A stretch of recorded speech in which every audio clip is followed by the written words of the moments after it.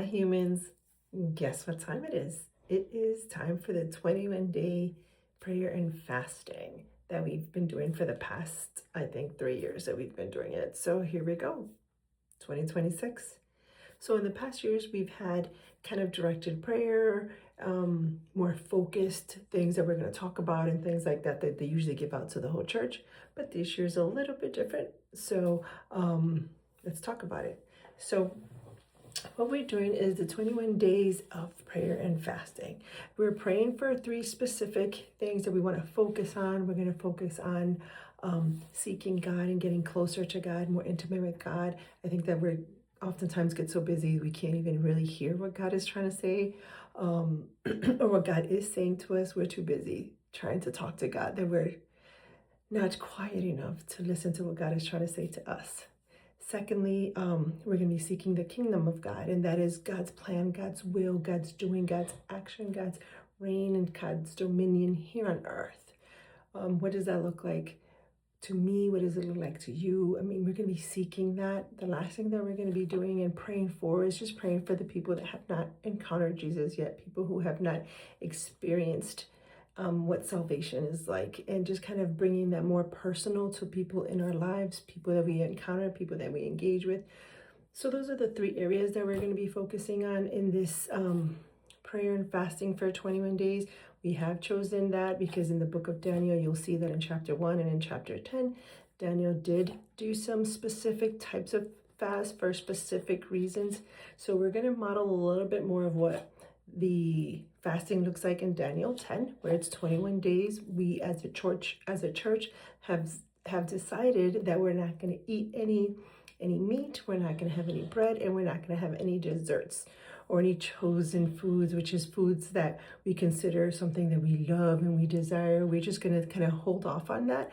And we're going to take that time, instead of eating that or engaging with those things, we're just going to sacrifice what we want for the purpose of acknowledging, hey, God, we're going to put our flesh on hold. We're going to put our personal physical desires on hold to honor you and to spend more time trying to seek more intimacy with God, trying to seek his kingdom, his domain here on earth, and trying to pray for those people that we want them to accept Jesus as well and experience that life of salvation that we already experienced.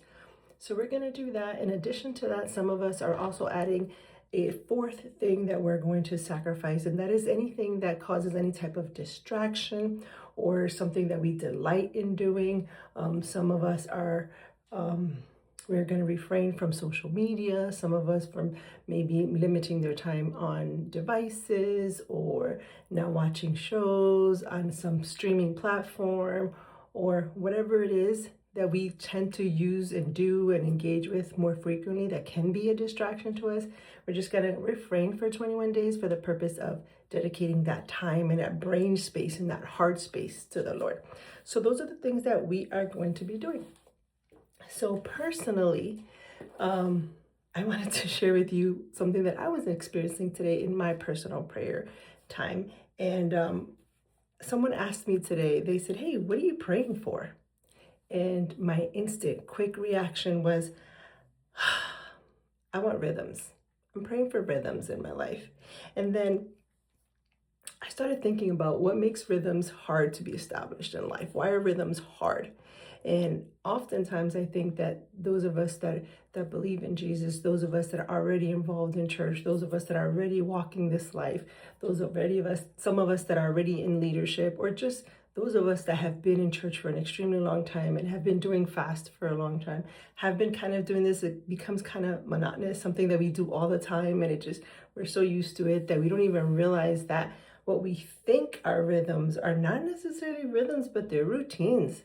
And that spiraled me into this whole search of what's the difference between a rhythm and a routine? What does that look like for me in my life? I'm definitely in a brand new season of my life. Lots has changed in my life. So trying to catch my bearings and see what is this new stage going to look like for me. But I went in that rabbit hole of what is the difference between a routine and a rhythm. And a couple of things that I found that were very significant is that a routine answers the question, what do I do? Whereas a rhythm asks the question, what does this season need. And I think that those are the very big differences. And that's why a lot of times I think for some of us, it's hard to find those rhythms because we think that our rhythms look like routines. And a routine keeps me showing up.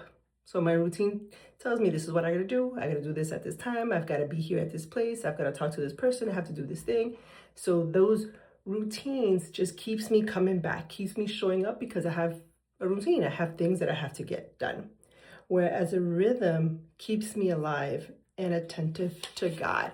And I think that that's where my soul was kind of at a place where it's just saying, hey, I need to find rhythms in my life, and I need to know what is needed in this season of my life. What is needed in ministry? What is needed in my home? What is needed in my family? What is needed in my relationships and my friendships? I mean, what is needed in this season?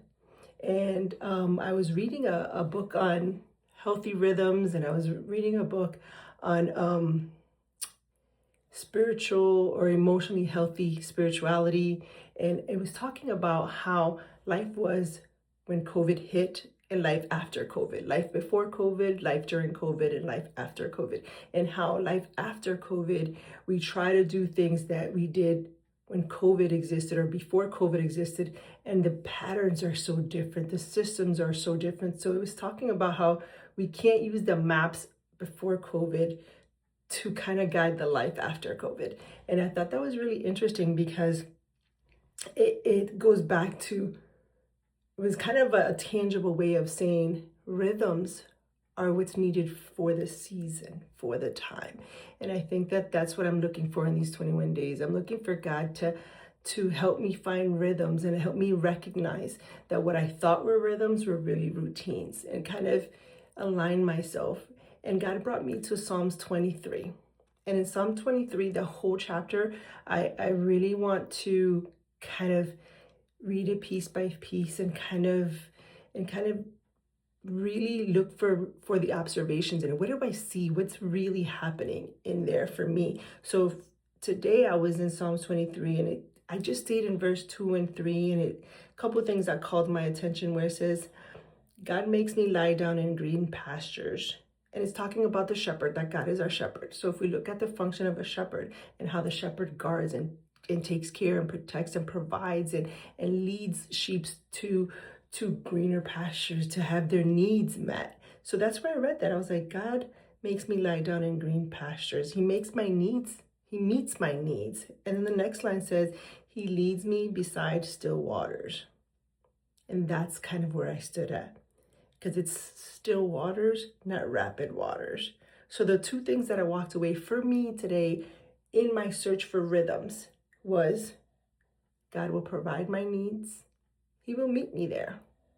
He will meet my needs. And secondly, he will still my busyness. He will bring me to still waters. Now, we're not rapid white waters where everything's chaotic, which is kind of what my life's been for the past 5 years, if I want to say that. So between busyness and renewal of finding this new rhythm in life, it's that process in the middle. It's really more like the place of restoration. And the next verse says that, verse 3 says, he restores my soul.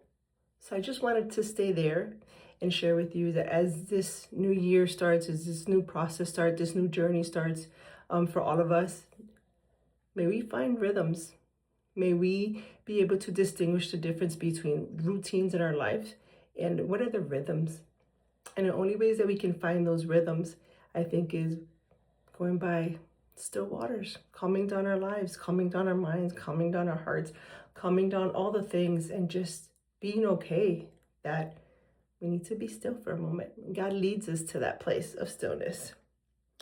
So I ask you that. And that emotionally healthy spirituality book question was, how would you describe what is secondary in your life that blocks you from experiencing God? So I need to be still so I can find those things in my life that block me from experiencing God. What are those things in your life? I hope you find your rhythm. Let's talk soon.